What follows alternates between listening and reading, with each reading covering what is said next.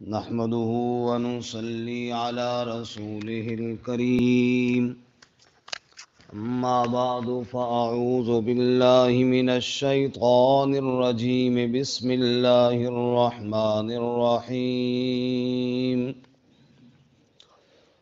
يا أيها الناس أنتم الفقراء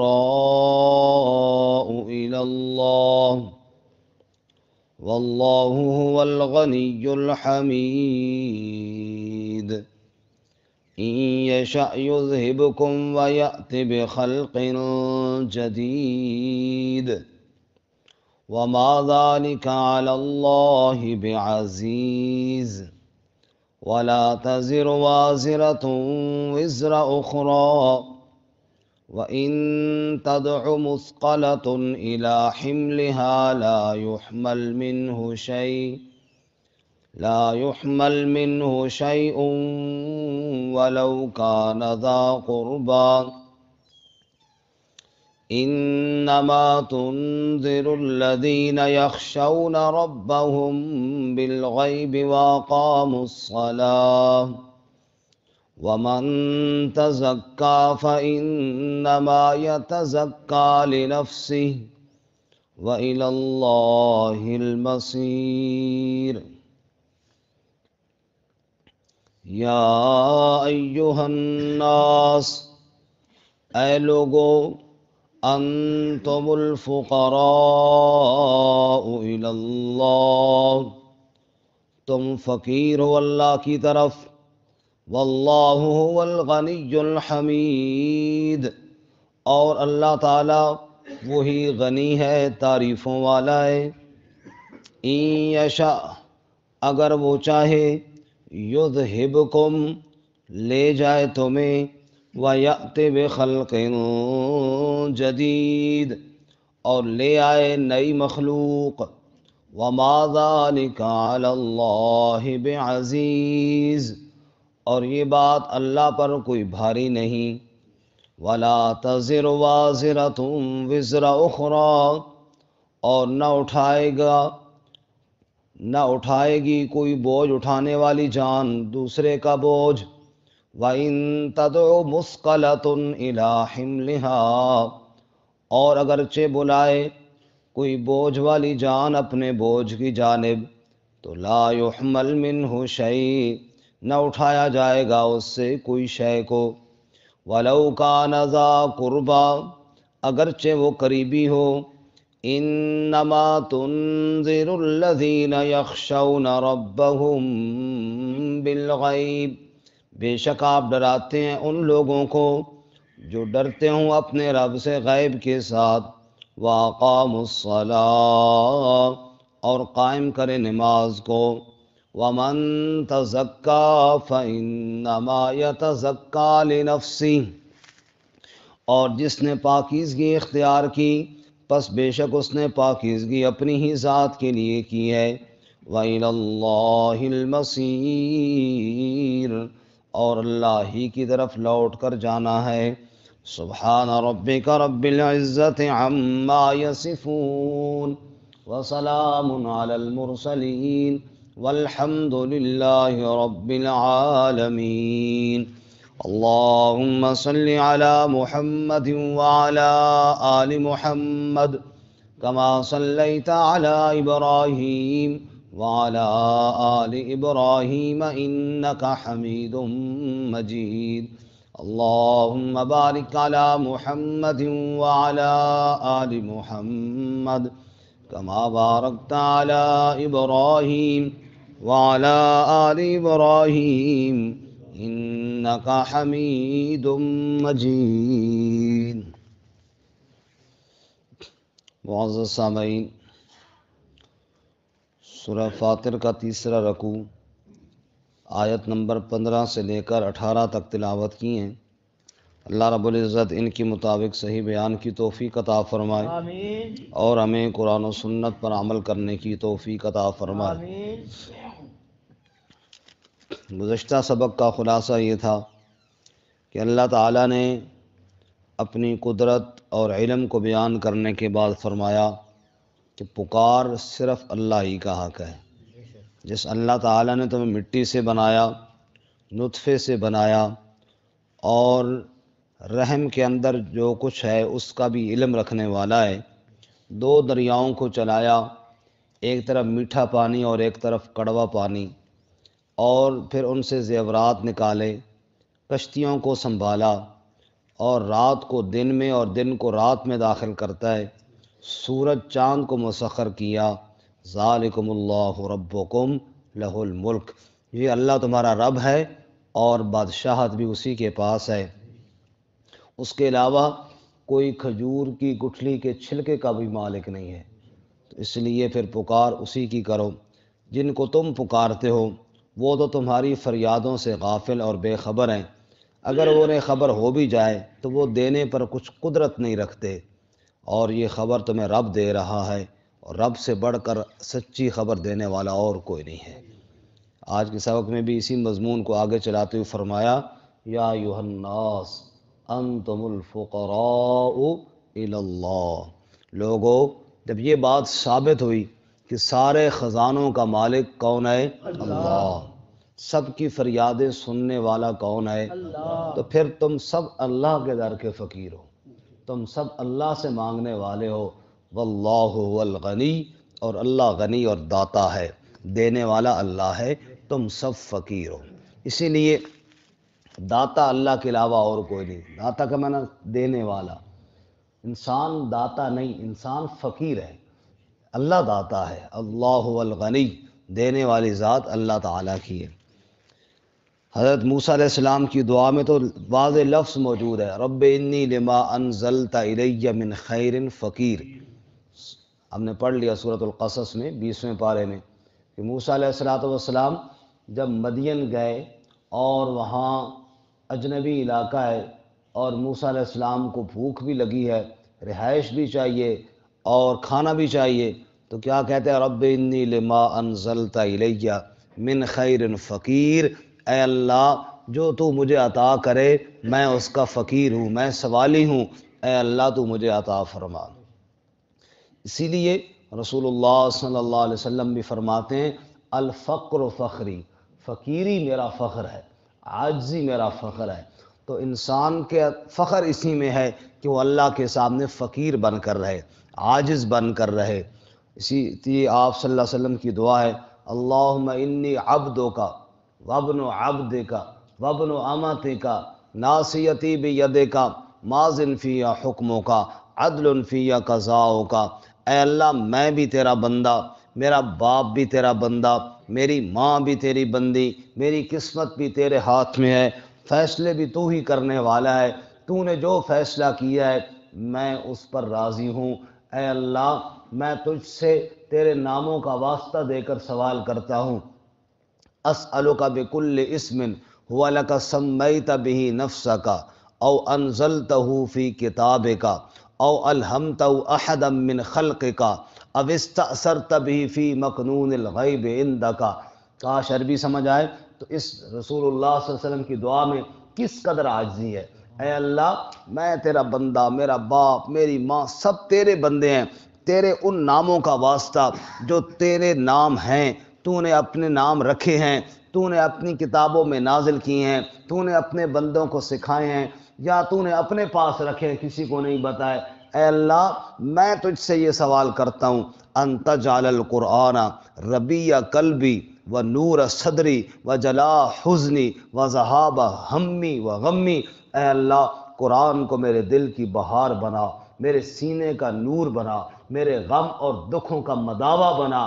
کتنی عاجزی کے ساتھ آپ صلی اللہ علیہ وسلم اللہ کی بارگاہ میں دعا مانگ رہے ہیں، بارش نہیں ہو رہی، حضور کہتے ہیں اللہم انت الغنی ونحن الفقراء انزل علینا من السماء ماء مبارکا، اے اللہ غنی تو ہے، ہم تو فقیر ہیں، اے اللہ ہم تجھ سے بارش کا سوال کرتے ہیں۔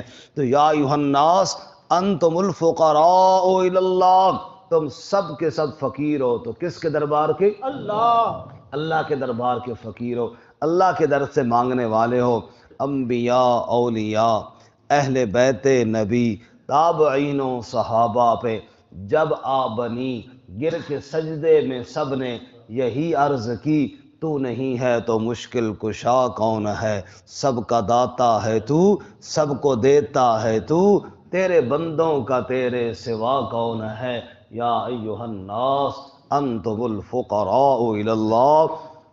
فقیر کوئی گیا بادشاہ سے بھیک مانگنے کے لیے، پتہ چلا بادشاہ مسجد میں گیا ہے، وہ بھی پیچھے چلا گیا، وہاں دیکھتا ہے کہ بادشاہ نے دونوں ہاتھ پھیلائے ہوئے ہیں، آنسو اس کے بہہ رہے ہیں، اور کہتا ہے یا اللہ، لوگ مجھے بادشاہ کہتے ہیں لیکن میں تیرے در کا تو فقیر ہوں نا، یا اللہ میں تو اس سے خیرات مانگنے آیا ہوں۔ وہ جو فقیر اس سے مانگنے کے لیے گیا تھا وہ واپس ہو گیا، اس نے کہا میں کتنا نادان ہوں، فقیر سے مانگنے کے لیے آیا ہوں، اس سے کیوں نہیں مانگتا جو بادشاہوں کو بھی عطا کرنے والا ہے۔ یہ تو خود فقیر ہے، مالک تو وہ ہے، بادشاہ تو وہ ہے، تو در بدر سے مانگنا، ہر ایک کے آگے ہاتھ پھیلانا، اس سے بہتر نہیں کہ بندہ رب کے آگے ہاتھ پھیلائے، نہ کوئی مانگنے میں شرم ہے، نہ کوئی ہچکچاہٹ ہے، دل سے مانگے، جو چاہو مانگو۔ رب کہتا ہے قال ربکم ادعونی استجب لکم، تمہارا رب کہتا ہے مجھے پکارو، مجھ سے مانگو، استجب لکم، میں تمہاری دعاؤں کا جواب دیتا ہوں، میں تمہاری دعاؤں کا جواب دیتا ہوں۔ بڑا عجیب واقعہ ہے حدیث مبارکہ میں کہ پہلی امتوں کے اندر ایک شخص تھا جو بت کا پجاری تھا، اور بت کے سامنے بیٹھ کر وظیفہ کرتا، یا صنم یا صنم یا صنم کرتا رہتا۔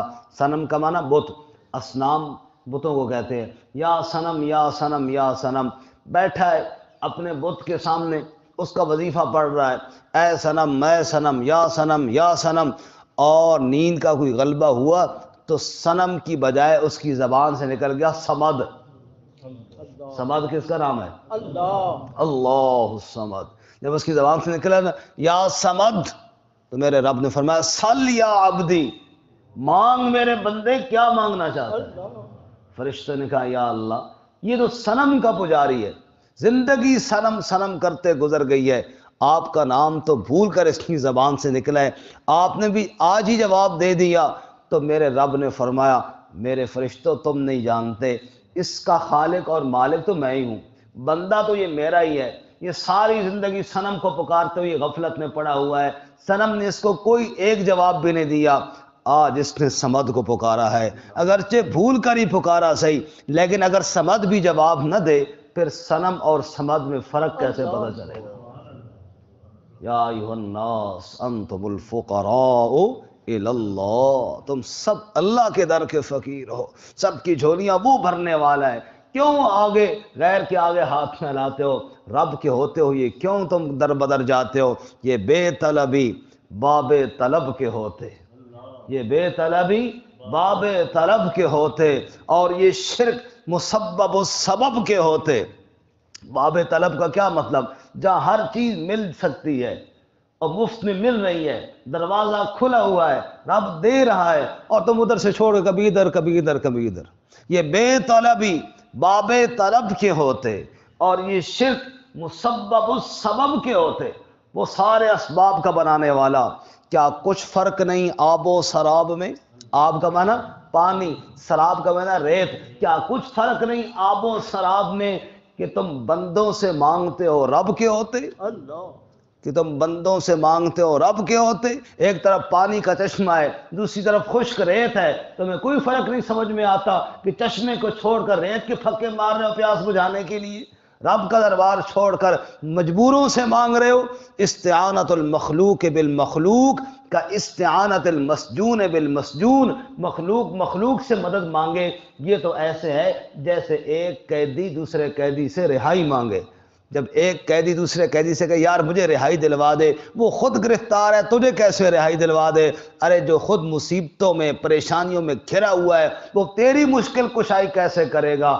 اس کو پکار جس کو کوئی مصیبت نہیں، جس کو کوئی مشکل نہیں، وہ مشکل کشا ہے، وہ خود حاجتوں سے پاک ہے، تو تیرا حاجت روا ہے، اور وہ تیرا اللہ ہے۔ یا ایھا الناس انتم الفقراء الی اللہ۔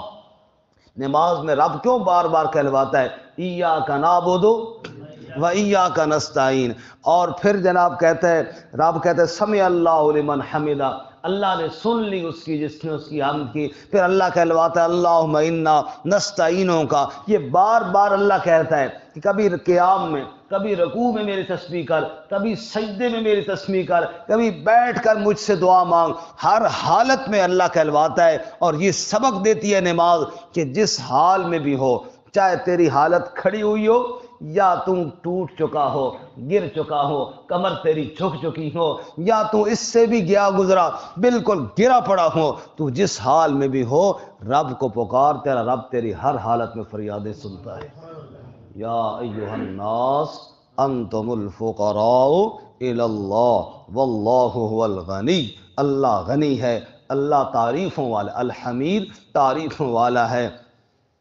ان یشاء یذھبکم ویأت بخلق جدید. اس کا در چھوڑ کر تم کہیں جا بھی نہیں سکتے، جا بھی نہیں سکتے. کہاں جاؤ گے؟ اگر وہ چاہے تم سب کو موت دے دے. قادر ہے کہ نہیں؟ ان یشاء یذھبکم، چاہے تم سب کو لے جائے اس جہان سے. ویأت بخلق جدید، نئی مخلوق لے کر آ جائے اور مخلوق پیدا کرے، اس کے لیے یہ بھی کوئی مشکل نہیں. وما ذلک علی اللہ بعزیز، یہ کام اللہ پر کوئی بھاری نہیں، اللہ کے لیے کوئی مشکل نہیں. ایک حکم آئے تم سب مر جاؤ، دوسرا حکم آئے نئی مخلوق آ جائے، اللہ کے لیے کوئی مشکل نہیں ہے. اور دوسری بات، بعض لوگوں کے ذہن میں یہ میرا بوجھ فلاں اٹھا لے گا، مجھے فلاں چھڑا لے گا، وہ میرے کام آ جائے گا. فرمایا یہ بھی دھوکہ ہے. وَلَا تَزِرُ وَازِرَةٌ وِزْرَ أُخْرَىٰ، کوئی بوجھ اٹھانے والی جان دوسرے کا بوجھ نہیں اٹھائے گی. ہر ایک نے اپنا ہی بوجھ اٹھانا ہے، کوئی دوسرے کا بوجھ نہیں اٹھائے گا. وَإِن تَدْعُ مُثْقَلَةٌ إِلَىٰ حِمْلِهَا لَا يُحْمَلْ مِنْهُ شَيْءٌ. اگر کوئی بوجھ والی جان دوسرے کو بلائے کہ مہربانی کر میرے آدھے گناہ تو لے لے، یہ بوجھ یہی ہے نا، میرے آدھے گناہ تو لے لے. اللہ فرماتے ہیں لا یحمل منہ شیء، آدھے کیا، ایک شے، ایک ذرہ، بالکل معمولی سا بوجھ بھی کوئی اٹھانے کے لیے تیار ہے کوئی نہیں. کون تیار ہوتا ہے جی؟ ہم میں سے ہی دیکھ لیجیے. کوئی چاہتا ہے کہ ذرا فلانے کے گناہ جو ہے مجھے سزا ملے؟ کوئی چاہتا ہے کہ اس کا بوجھ میرے اوپر ڈال دیا جائے؟ آج کوئی نہیں چاہتا. وہاں کون چاہے گا؟ وہاں تو ہر ایک آدمی ڈر رہا ہوگا. قرآن کہتا ہے یوم یفر المرء من اخیہ وامہ وابیہ وصاحبتہ وبنیہ لکل امرئ منہم یومئذ شأن یغنی. اس دن بھائی بھائی سے، ماں بیٹے سے، بیٹا ماں سے، باپ بیٹے سے، بیٹے باپ سے، رشتہ دار ایک دوسرے سے، میاں بیوی آپس میں، ہر ایک دوسرے سے بھاگے گا. بھائی تو جان، تیرا کام جانے، تو اپنا بوجھ جان اور اپنا حساب دے، میں تو تیرا بوجھ نہیں اٹھاتا.